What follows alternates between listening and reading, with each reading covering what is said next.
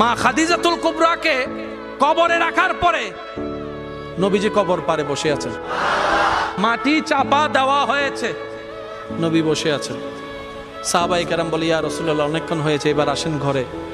নবী বলছেন, ও আমার সাহাবা, যিনি শুয়ে আছেন উনি আমার দুঃখের দিনের বন্ধু, আমার অসহায় সময়ের মধ্যে উনি সহায় হয়ে পাশে দাঁড়িয়েছেন।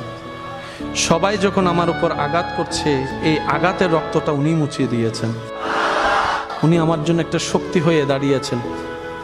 আমার খাদিজা, আমার স্ত্রী, তোমাদের উম্মাহাতুল মুমিনিন। ইয়া রাসূলুল্লাহ, একটু ঘরে আসেন। নবী বললেন, একটু পরেই ওনার কবরে ফেরেশতা আসবে প্রশ্ন করার জন্য। আমি নবী বসে আছি, আমার খাদিজার প্রশ্নের উত্তর আল্লাহর হুকুমে হাদিজার পক্ষ হয়ে আমি নবী উত্তর দেওয়ার জন্য।